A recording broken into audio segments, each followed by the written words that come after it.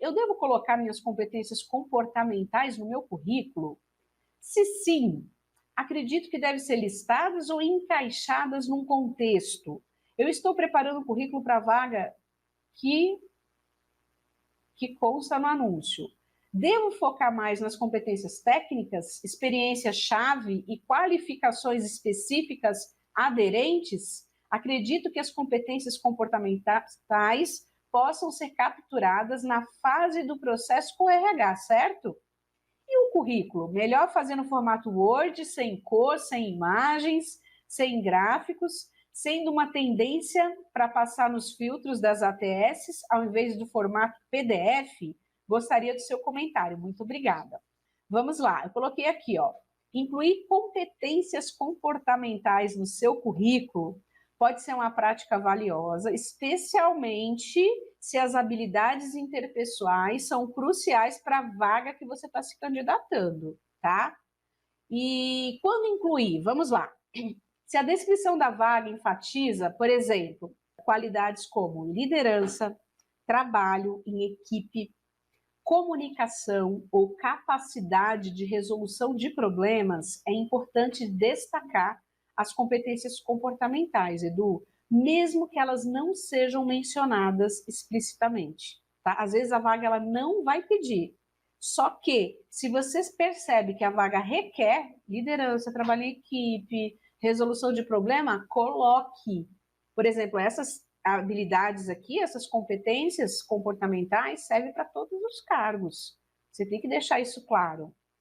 Em vez de você simplesmente listar, só colocar lá escrito, tá? Como se fosse uma listinha, o ideal é que você tente integrar essas habilidades, né, essas competências, num contexto específico. Por exemplo, ao descrever suas experiências anteriores, você pode mencionar como é que você utilizou essas habilidades para você alcançar seus resultados.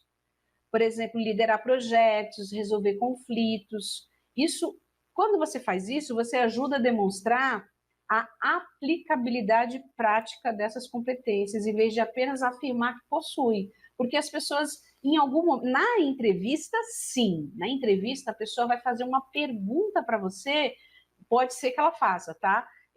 Tipo, confia aqui que você falou que você, né, tem liderança, tem uma boa comunicação. Percebo que você tem uma boa comunicação, isso é muito claro, porque na medida que você vai falando de você no decorrer da entrevista, a pessoa percebe se você tem uma boa comunicação ou não.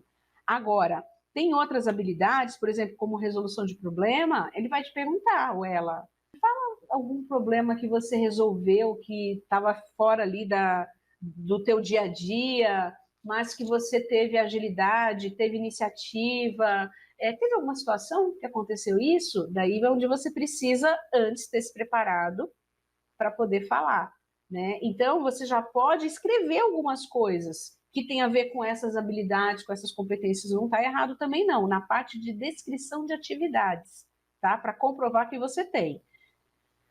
Mas tenha isso em mente para desenrolar na entrevista, para não ficar algo muito longo, uma história longa. Foque em competências técnicas e experiências. Para uma vaga onde as competências técnicas são mais enfatizadas, seu currículo ele deve prioritariamente refletir essas habilidades. Então, a primeira coisa que você vai fazer é deixar claro essas habilidades técnicas, tá? Isso, ponto. Você vai acrescentar experiências chaves que são diretamente relevantes para a posição, tá? No entanto, complementar com competências comportamentais relevantes vai proporcionar uma visão muito mais completa, que você vai compor a equipe e que você atende à cultura da empresa. Processo de seleção em RH. Muitas vezes as competências comportamentais, elas são de fato exploradas mais profundamente durante as entrevistas ou interações com RH. Portanto, mesmo que seu currículo se concentre mais em habilidades técnicas e experiências, esteja preparado, como eu falei, né, para você discutir suas competências comportamentais nas etapas aí subsequentes do processo seletivo, tá bom? O formato do currículo, o ideal é no formato Word, porque ele tende a ser mais facilmente editável e pode ser menos problemático para os sistemas de rastreamento, para as IAs, né, que algumas empresas usam para filtrar as candidaturas.